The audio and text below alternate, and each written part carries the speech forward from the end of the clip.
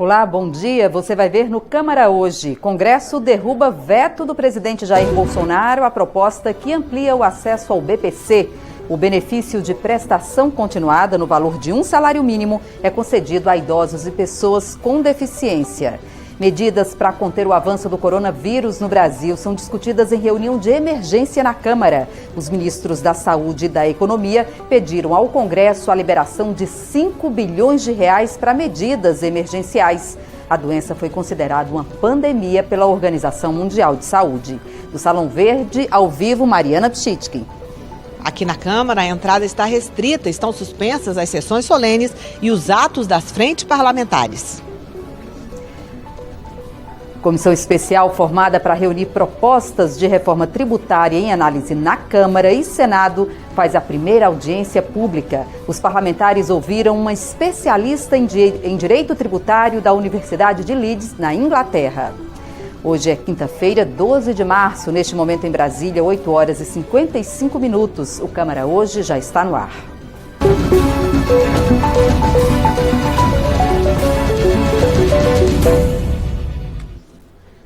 Numa reunião de emergência na noite desta quarta-feira aqui na Câmara, foram discutidas medidas para conter o avanço do coronavírus no Brasil, considerado uma pandemia pela Organização Mundial de Saúde.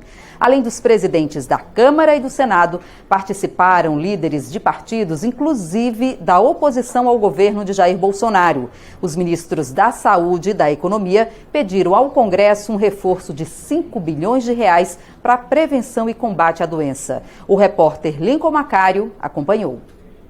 Estiveram presentes nessa reunião com os líderes partidários da Câmara e do Senado, o ministro Paulo Guedes, o ministro da Saúde, Mandetta, o ministro da Casa Civil e o ministro da Secretaria de Governo, Jorge Oliveira e Eduardo Ramos, para discutir aqui com toda a casa os impactos financeiros, os impactos econômicos, os impactos principalmente em saúde da crise do coronavírus. Uma reunião informal, o Mandetta já tinha participado mais cedo, ele apenas colocou novamente a apresentação e as preocupações que ele tem, a necessidade da suplementação do orçamento emergencial para o combate ao coronavírus, um pedido de 5 bilhões, que eu tenho certeza que o Congresso e o governo em conjunto vão organizar essa solução ainda essa semana, eu acho muito importante.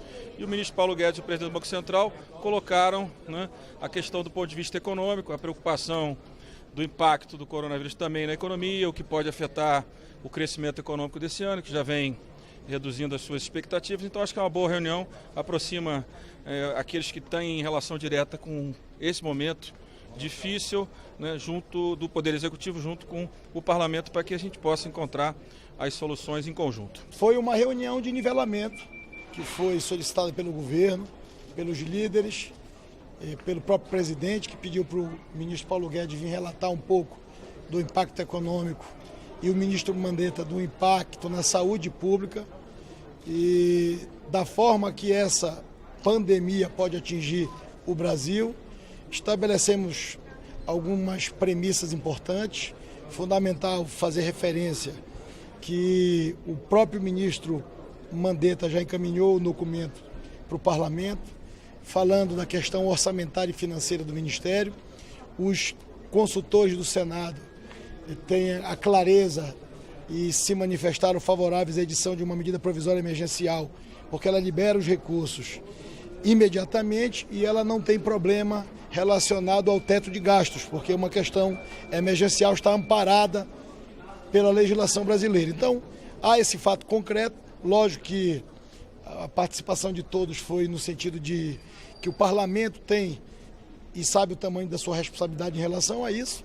Naturalmente, esses recursos serão autorizados, votados, se for através de uma edição de uma medida provisória, e também o impacto econômico, já que o Brasil é uma economia que 3/4 dela é feita por serviços. E deputados e autoridades da área de saúde participaram mais cedo de uma comissão geral na Câmara para discutir o coronavírus. O ministro da Saúde pediu recursos extraordinários ao Congresso para desenvolver ações preventivas em estados e municípios. São 52 casos registrados no Brasil até a noite desta quarta-feira. Ontem, a Organização Mundial de Saúde classificou a doença, como a gente disse agora há pouco, como uma pandemia mundial que já atingiu 114 países. A pandemia mundial causada pelo coronavírus foi o assunto de uma comissão geral da Câmara dos Deputados. Segundo a Organização Mundial de Saúde, 118 mil pessoas em 114 países foram infectadas. Pouco mais de 4.300 morreram, 80% desse total na China. No Brasil, são 52 casos confirmados. O ministro da Saúde, Luiz Henrique Mandetta, explicou na reunião que grande parte dos casos brasileiros são de pessoas que estiveram no exterior. Mandetta afirmou que o Ministério da Saúde está extremamente vigilante em portos e aeroportos. A nossa vigilância em saúde até agora foi a que fez os movimentos mais antecipados. Nós questionamos a Organização Mundial da Saúde antes da China reconhecer. Nós fizemos todo o protocolo antes. O paciente primeiro do Brasil levou menos de 12 horas dentro do Brasil entre ele iniciar sintomas, procurar uma unidade, ser testado, ser confirmado, ser isolado, assim como os outros. Hoje, tecnicamente, o que muda? Qualquer pessoa de qualquer voo que chegue dentro do Brasil, hoje, tecnicamente, você fala, olha, se tiver febre, tosse ou gripe, procure uma unidade de saúde que pode ser coronavírus. O ministro também solicitou ao Congresso Nacional um crédito extraordinário para aumentar o efetivo de médicos nas redes hospitalares e também nos postos de saúde. Segundo o ministro, pacientes com sintomas devem evitar emergências e procurar primeiramente um posto de saúde para atendimento. 90% são casos leves. Procure a unidade de saúde. Por isso que eu peço o recurso, que é para a gente, a partir de semana que vem, com os postos irem gradativamente ficando abertos, que daí a população sabe. Olha, eu tenho esse posto aqui que está aberto das 6 da manhã até as 10 da noite, eu estou tranquilo, eu posso procurar. Nós vamos fazer o chamamento de 5 mil médicos, eles vão para atenção básica, isso melhora, acho que melhora, aumenta um pouco a força de trabalho. O presidente da Câmara prometeu celeridade na liberação dos recursos, que ainda terão de ser aprovados pelo Congresso. Transferência de recursos de uma rubrica para outra passam necessariamente pelo Parlamento brasileiro, e a nossa intenção não apenas dar celeridade, mas também ajudar com recursos alocados pelos parlamentares, né, combinado com o ministro Mandetta, em relação àquilo que será necessário para que nós possamos dar a sustentação necessária aos municípios, aos estados e ao trabalho do ministro Mandetta. O Conselho Federal de Medicina elogiou as ações de prevenção e monitoramento realizadas pelo Ministério da Saúde, mas mostrou preocupação com a qualidade de atendimento aos pacientes já infectados no país. Muito mais do que a profilaxia, essa tentativa da gente evitar a transmissão, eu acho que a gente também tem que pensar na ponta do tratamento. O cenário de letalidade é pequeno e o final da história do vírus, da virulência do vírus, é a ventilação mecânica. Então a gente precisa ficar atento a isso, mapear todos os serviços de saúde que estão com ventiladores parados, né, ventiladores mecânicos aí que necessitam de consertos, pequenos reparos, calibrações, para que efetivamente qualquer dano que aconteça a gente consiga na ponta depois ter esse suporte. Grande parte dessas mortes que aconteceram no mundo até o momento foi também pelo despreparo do suporte. A deputada Carmen Zanotto alertou para a importância da população mudar pequenos hábitos e evitar a disseminação do coronavírus. Mas nós precisamos da união de todos. Nós precisamos da união da sociedade civil que compreenda que alguns hábitos nós precisamos mudar, como ventilar os nossos espaços, como cuidado com a lavagem das mãos. Eu faço essa fala na condição de enfermeira que sou, não só como parlamentar, que não é passar as mãos embaixo da torneira aberta, e sim lavarmos com água e sabão adequadamente as mãos, lavar a torneira que a gente manuseou, que é o cuidado de colocar a água limpa após a nossa lavagem das mãos. secagem das mãos com papel e descartar sempre que possível, e também fechar a torneira com a toalha de papel. São cuidados básicos que vão nos ajudar, assim como a utilização do álcool gel. A Câmara dos Deputados também vai adotar medidas de prevenção. A mesa diretora baixou uma portaria restringindo o acesso de pessoas à Câmara. Apenas trabalhadores credenciados poderão circular. Eventos coletivos não associados às atividades legislativas estão suspensos. Missões oficiais a países onde houve infecção pelo coronavírus também estão suspensas. Além disso, parlamentares, servidores e colaboradores que estiveram em algum país onde houve infecção serão afastados por 14 dias a contar da data do regresso da viagem. Prevenção é muito importante. Aqui circulam muitas pessoas de todas as regiões, então é importante que a Câmara possa restringir acesso, reduzir o número de audiências, restringir presença nos plenários. Neste momento, agora 9 horas e 5 minutos, tem início os trabalhos no plenário Ulisses Guimarães. Você que nos acompanha pela internet, continue assistindo ao vivo esta edição do Câmara Hoje pelo canal oficial da Câmara dos Deputados no YouTube. E você que nos vê pela TV Câmara, fica a partir de agora com a transmissão da sessão extraordinária no plenário Ulisses Guimarães. Senhoras e senhores deputados. E a gente vai falar agora ao vivo com a Mariana Pschit, que ela está no Salão Verde, ela conversa agora ao vivo com a gente. Mari, vamos começar hoje falando sobre coronavírus, né? Depois a gente vai aí para as votações no plenário, mas a gente viu aí agora no iniciozinho aqui da edição do Câmara Hoje, esse pedido de liberação de 5 bilhões de reais aí do governo para conter essa crise, né, Mari?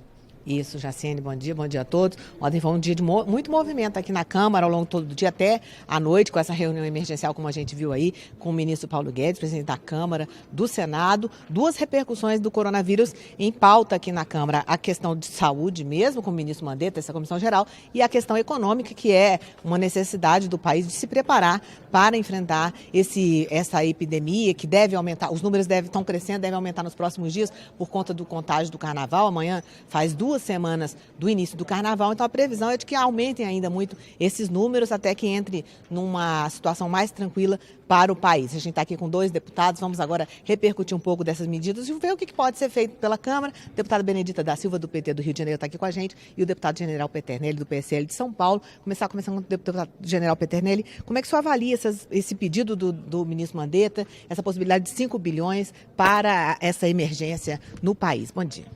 Um bom dia a todos. Eu vejo como muito positiva essa atuação do Ministério da Saúde, vejo como muito positiva a atuação do Legislativo, do próprio presidente Rodrigo Maia, de contribuir com essa atividade, e vejo como positiva a atuação de todos os parlamentares, da oposição, sempre no intuito de combater isso que pode ser um grave problema, que é o coronavírus. As medidas tomadas pela Câmara e a necessidade desse recurso, as preparações, a atuação do Ministério da Saúde tem sido uma referência positiva. E nós devemos estar atentos para evitar que esse problema se propague pelo Brasil. Deputado Benedito, a gente está vendo nas reportagens, muito movimento ontem aqui na Câmara, ministro Mandetta, o ministro da Economia Paulo Guedes, essa questão política e econômica e de saúde também do coronavírus. Como é que a senhora acha que a Câmara vai enfrentar, está enfrentando essa situação? Bom dia. Olha, eu penso que a Câmara está fazendo o seu papel, eu acho que o Legislativo tem esse papel de buscar junto ao governo federal os recursos necessários para esse momento, né? Um momento em que é grave, nós sabemos, o ministro Mandetta já nos disse isso, e nós temos no presidente da Casa as providências sendo tomadas, e enquanto parlamentares nós vamos continuar perseguindo para que o governo federal possa disponibilizar 50 milhões para esse primeiro momento.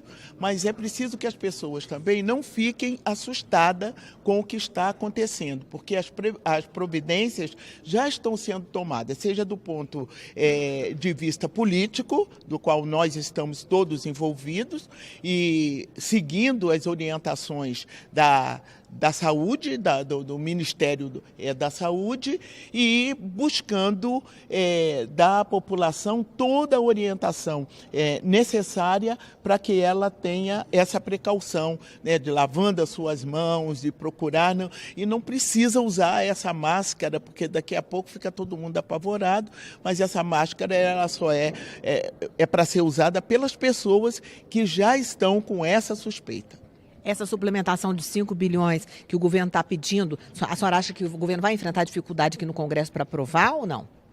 Não vai. Nós estamos pensando que, dividindo isso, 50 milhões para os estados onde nós temos que fazer essa prevenção, a Casa compreende, eu acho que o governo também vai compreender e o ministro da Saúde, né, compreende. Eu não sei se o ministro Guedes vai compreender essa gravidade, porque ele tem sido muito rígido e tem impedido mesmo que as coisas avancem, ainda que o Legislativo possa ter uma vontade e ainda que o ministro da Saúde, que é uma pessoa responsável, possa ter essa vontade.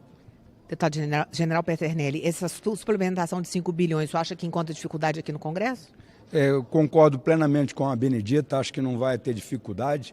A preocupação da Benedita com o ministro Paulo Guedes também acho que ela é descartada, tendo em vista que antes o próprio ministro da Economia e o ministro da Saúde estiveram juntos aqui na Câmara para poder solicitar, agilizar a liberação dos 5 bilhões e, como disse a Benedita corretamente, podemos auxiliar também os estados na prevenção do coronavírus.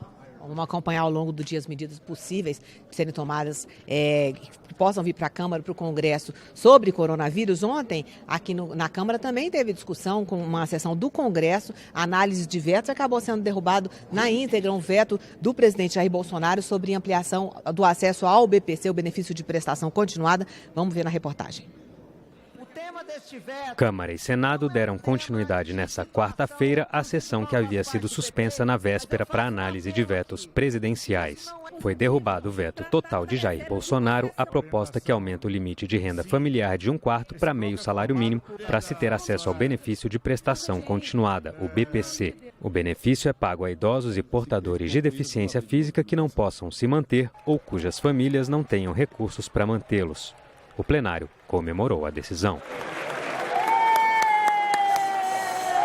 É a gente mostrar que acredita na pessoa com deficiência.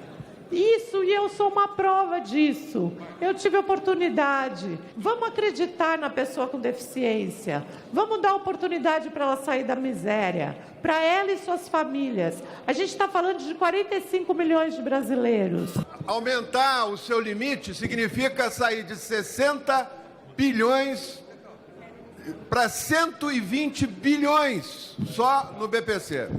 Isso inviabiliza todo o orçamento, inviabiliza inclusive qualquer medida impositiva, orçamento impositivo, termina tudo, evapora tudo. Enquanto isso, o Brasil tem uma reserva de 360 bilhões de dólares e está queimando essas reservas, jogando dólares no mercado financeiro para favorecer os rentistas, os que aplicam nas bolsas de valor.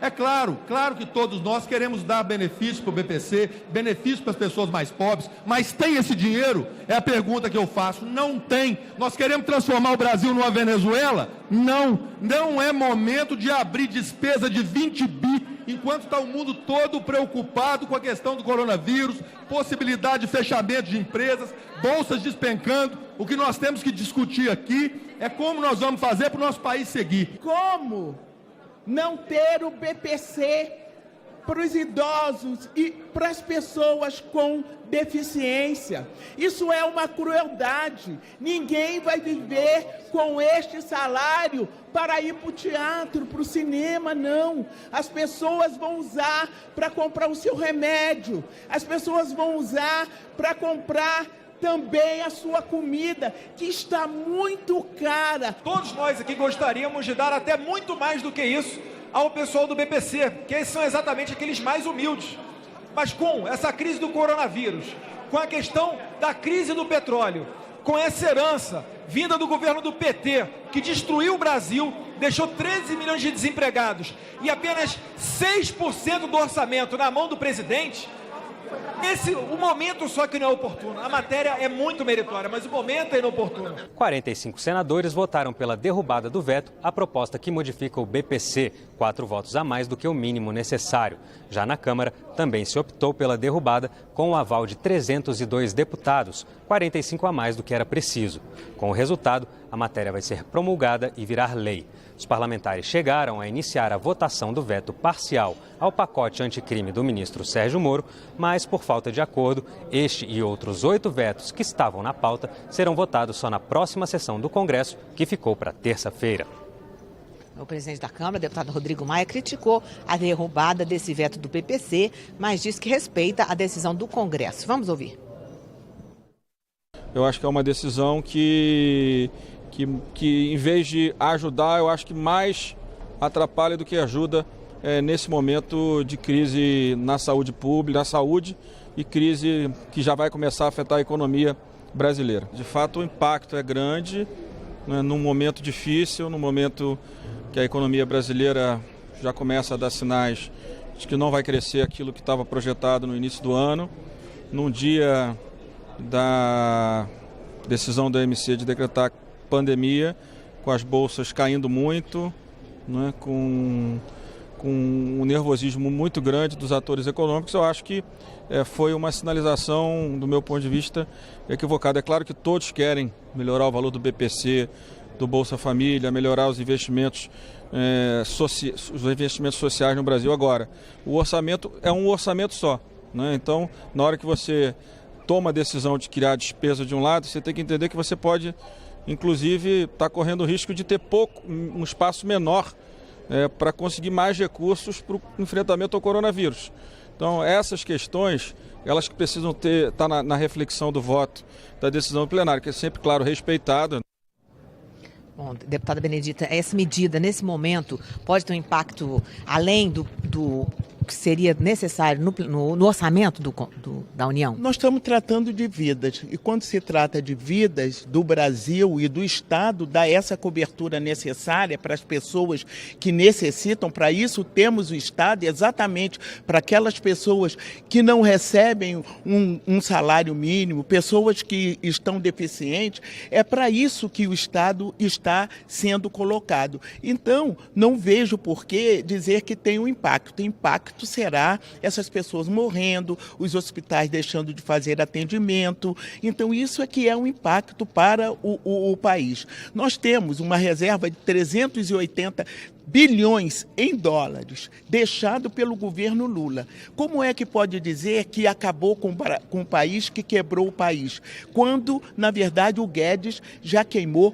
40 bilhões disso? Para onde está indo esse dinheiro? Para fazer o quê? Não pode, dessa reserva, já que ele está queimando a reserva, pode pegar essa reserva também e colocar para os benefícios, não só para o benefício de prestação continuada, já que está congelado os investimentos, nós vimos pela emenda 25 que esse país está parado nos investimentos sociais, não só no investimento econômico, mas investimentos sociais. E assim sendo, nós vamos ter cada vez mais pessoas miseráveis, pessoas necessitadas do Estado. Então, por conta disso, eu acho que não pode ver com uma visão só da economia. Os economistas são todos iguais. Quando eles vão fazer uma intervenção, o que eles colocam é que não tem dinheiro, que não pode, que o Estado vai falir, mas nós estamos vendo o Brasil seguindo. Se nós fizermos as coisas certinhas, como deve ser, ninguém morre de fome, ninguém morre nos hospitais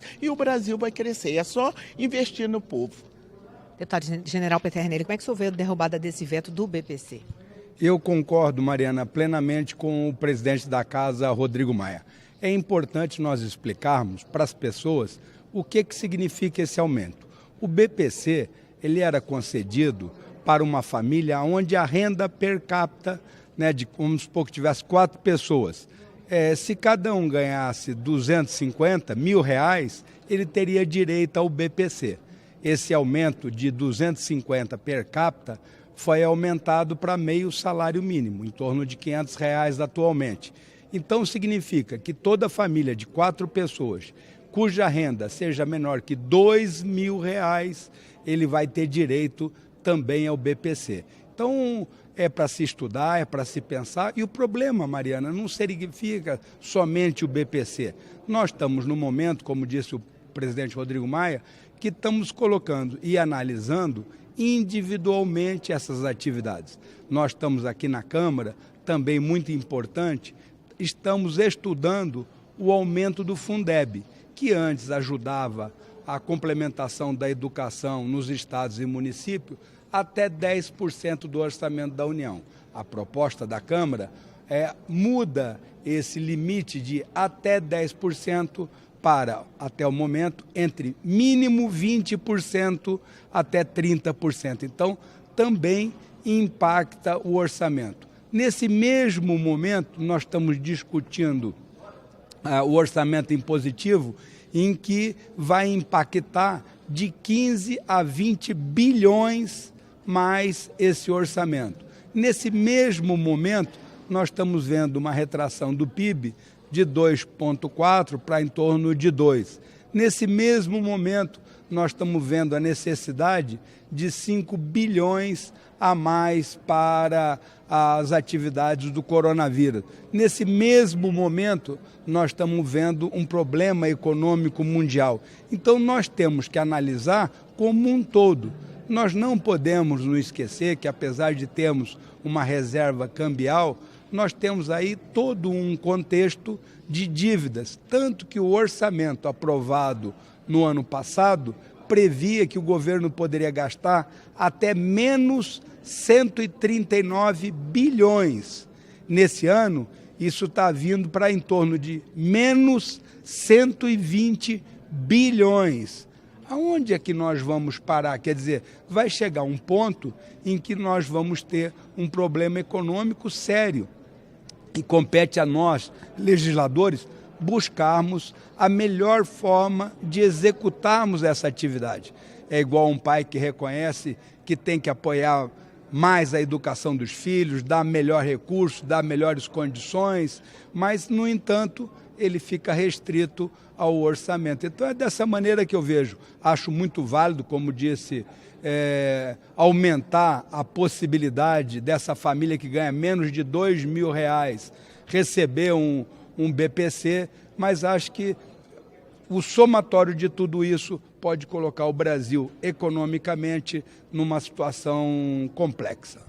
Bom, deputados, rapidamente falar sobre as próximas votações na Câmara. Hoje tem uma sessão extraordinária já acontecendo no plenário. Na pauta, projetos aprovando a participação do Brasil em acordos internacionais. Na semana que vem tem uma previsão de sessão do Congresso. A gente viu aí alguns vetos que podem entrar. Inclusive, como o senhor deputado general Peternelli falou, os projetos de lei do Congresso Nacional que foram aprovados ontem na Comissão Mista de Orçamento, regulamentando o orçamento impositivo. Quer dizer, poderiam entrar na pauta do Congresso Nacional. E além disso, na pauta da Câmara, por exemplo, tem medidas provisórias, entre elas a medida provisória 898, que prevê o 13º salário para a Bolsa Família e foi estendido na comissão mista, 13º salário também para os beneficiários do BPC, o impacto passaria de 2 bilhões para 7 bilhões de reais, segundo cálculos do governo, seria também um cálculo a mais. Deputado Peternelli, um gasto a mais, né? Como é que o senhor acha que a Câmara vai enfrentar esses temas na semana que vem?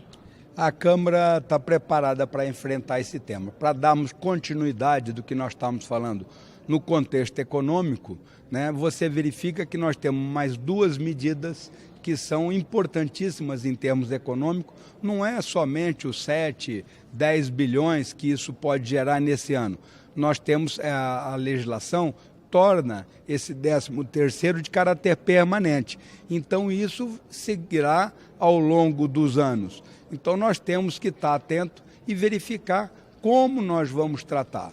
Os PLNs que foram aprovados também trarão impacto financeiro para o nosso país. Já foram aprovados na CMO e agora virão a plenário. É sempre uma dúvida como vamos reagir e sempre a análise como um todo desses procedimentos. No que se refere aos vetos, temos aí um trabalho muito grande em termos de Congresso. O Congresso muitas vezes tem a prioridade, dificulta que projetos importantes sejam analisados pela Câmara dos Deputados. Vejo que nós temos muito trabalho e fica aí uma oportunidade da Câmara dos Deputados e do Congresso Nacional, né, intensificar os seus trabalhos para corresponder às expectativas do povo brasileiro. Deputada Benedita, sua expectativa para a semana que vem, as possibilidades de votações no Congresso e no plenário da Câmara?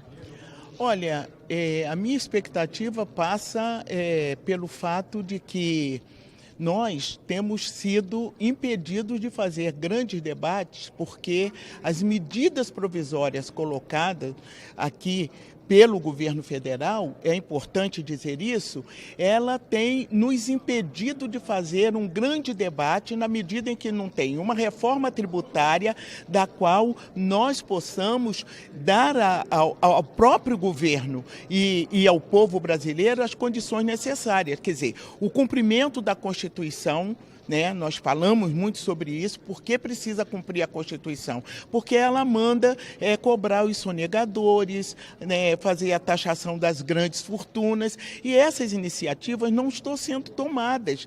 E é evidente que a expectativa que se tem é de fazer uma votação que será, do ponto de vista muito conflitante, eu acredito, já que a maioria de nós, da oposição, não concordamos com a forma como estamos votando essas questões que são de ordem financeira orçamentária. Ok, deputada Benedita, deputado general Peternelli, obrigado pela entrevista. Voltar com a Jaciene. Obrigada, Mari, pelas informações. Depois de muito debate dentro e fora do Congresso, foram aprovados nesta quarta-feira em comissão os projetos enviados pelo governo que trazem normas sobre o orçamento impositivo. Por enquanto, a aprovação foi somente na Comissão Mista de Orçamento. Falta ainda votar no plenário do Congresso Nacional. O repórter Lincoln Macário acompanhou todo o debate, toda a discussão para votar essas propostas para as redes sociais da Câmara. Vamos ver. A Comissão Mista de Orçamento aprovou 3 projetos que selam, que dão forma ao acordo fechado entre o Poder Executivo e o Poder Legislativo no que diz respeito às emendas impositivas, aquele valor de 30 bilhões que o Legislativo daria as indicações por meio do relator do orçamento. Bom, o que nós aqui votamos foi a regulamentação do orçamento impositivo, também tirando muitas dúvidas do que as fake news têm espalhado nos últimos dias, de que trata o orçamento impositivo não é apenas emenda de relator. O relator não produz um decreto. O relator, ele expressa a vontade do parlamento e a vontade de todos que procuram a comissão de orçamento, como vários ministros do governo Bolsonaro, para garantir a execução de programas e, sobretudo, em sua maioria, para executar um lema que é um lema deste governo, que é o mais Brasil e menos Brasília. Nós fizemos acréscimos a dotações iniciais que veio do governo. O projeto que enviado no PLN 4 pelo presidente Bolsonaro limita o poder do Congresso apenas aquilo que o Congresso acrescer. Portanto, se não fosse o Congresso, aquele recurso não estaria lá. Não há nenhum ministro reclamando de cortes. Pelo contrário, nós estamos discutindo aonde nós aumentamos mais de 5 bilhões no orçamento da saúde, mais de 7 bilhões no orçamento do Ministério do Desenvolvimento Regional. Nós aumentamos o investimento, nós que estou falando, nós o Congresso inteiro, emendas individuais, emendas de bancada, emendas de comissão e emendas de relator, aumentando o investimento público do Brasil, que vinha no projeto original de 19 bilhões para mais de 41 bilhões. Começaram nesta quarta as audiências públicas da Comissão Mista Especial formada para reunir as propostas de reforma tributária em análise na Câmara e no Senado. A primeira convidada foi Rita de La Féria, especialista em Direito Tributário da Universidade de Leeds, na Inglaterra. Ela é considerada referência internacional quando o assunto é unificação tributária. Rita de La Féria é de Portugal, mas atualmente dá aulas na Inglaterra e trabalhou como consultora em diversos países que fizeram reforma tributária. A especialista afirmou que o sistema tributário do Brasil é um dos piores do mundo e tem vários problemas. Aqui, por exemplo, o mesmo produto pode ser tributado mais de uma vez. Ela também criticou o fato de existirem vários impostos no país e que variam entre os estados. A tributação do consumo no Brasil, neste momento, acumula todos estes problemas. Todos. Perde eficiência porque tem alíquotas múltiplas, perde eficiência porque tem tributos e a neutralidade tem tributos múltiplos, perde eficiência porque não devolve créditos e é cumulativo, perde eficiência porque tem uma tributação metade na origem, metade no destino. Portanto, o Brasil acumula os vícios piores da tributação do consumo e vai contra todas estas regras de que estamos a falar. Rita de la Féria é defensora do Imposto sobre Valor Agregado, IVA, que é o imposto único. Segundo a professora, ele torna o sistema tributário mais justo e eficiente, além de favorecer a cadeia produtiva. É fundamental para a balança comercial, todos os países têm essa noção de que é preciso pôr os produtos no mercado de forma mais competitiva possível e vocês retiram competitividade ao sistema brasileiro através da tributação cumulativa de todos os vossos produtos. Portanto, os produtos brasileiros vão para o mercado internacional de forma menos competitiva do que os outros que lá estão. O sistema tributário não é um bem abstrato. São coisas concretas, é investimento, é emprego, são novos hospitais, são novas escolas. Vocês precisam muito disto.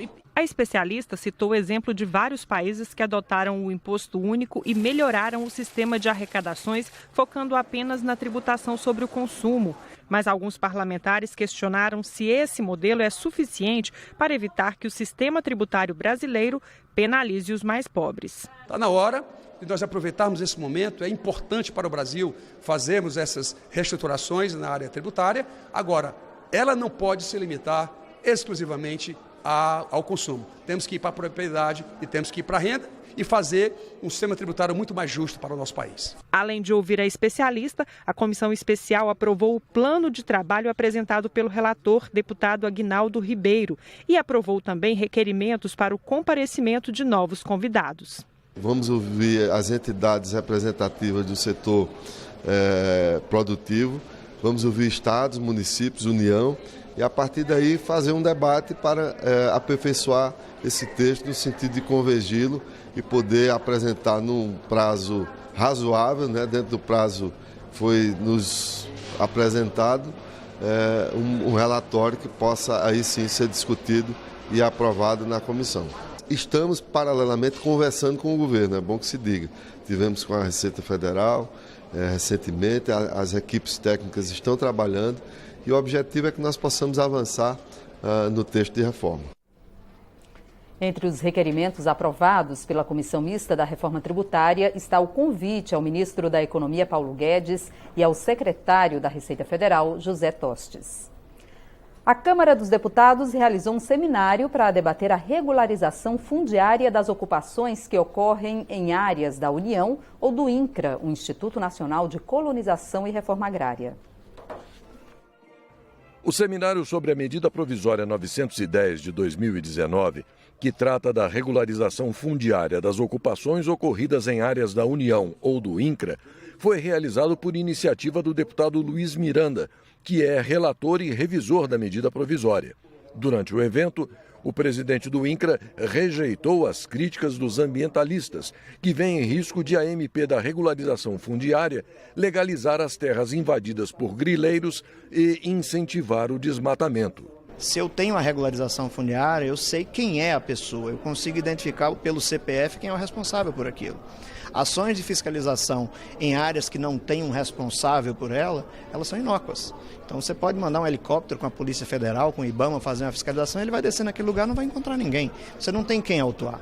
Na hora que você regulariza uma determinada área, uma determinada situação, você vai buscar mesmo que a pessoa não esteja lá. Você consegue responsabilizar. Uma outra coisa, mesmo que você chegue a uma regularização em uma determinada área, você vai obrigar que aquela pessoa regularize-se, inclusive no sentido ambiental. Você passa a poder monitorar com responsabilização e com obrigação de recomposição, onde for o caso. Atualmente, são cerca de 147 mil processos de regularização fundiária aguardando solução, sendo que mais de 120 mil só na região amazônica. São processos que costumam levar décadas para serem resolvidos. O presidente da Associação Brasileira dos Produtores Rurais em Áreas da União vê na medida provisória uma solução para esse antigo problema. A MP 910 é um alinhamento das estrelas, um amadurecimento das inúmeras legislações que atingem a questão dos imóveis da União, com a vontade de um governo que efetivamente, a partir de uma campanha baseada em regularização também fundiária, traz para que isso possa ser, a partir do momento que seja debatido aqui no Congresso Nacional, se torne realidade para o produtor rural. O deputado Luiz Miranda, relator da MP, acredita que as principais polêmicas em relação ao tema já estejam superadas para a votação na Comissão Mista de Deputados e Senadores antes de seguir para os plenários da Câmara e do Senado. O parlamentar reiterou: os grileiros estão fora dessa medida provisória. Ela é clara. Se houve grilagem de terra, ele já está fora dessa possibilidade de receber o documento da terra. Então, se houve qualquer tipo de parcelamento irregular, em qualquer território nacional, em qualquer estado, ele já está fora da MP. Então ela é bem ampla, protege o meio ambiente, vai contra os grileiros. O objetivo é dar escritura para aquele produtor que está ali há 30 anos produzindo no mesmo lugar. É reconhecido por todos que a terra é dele, mas ele não tem escritura. Esta edição fica por aqui. Hoje é quinta-feira, 12 de março. Para você, um ótimo dia.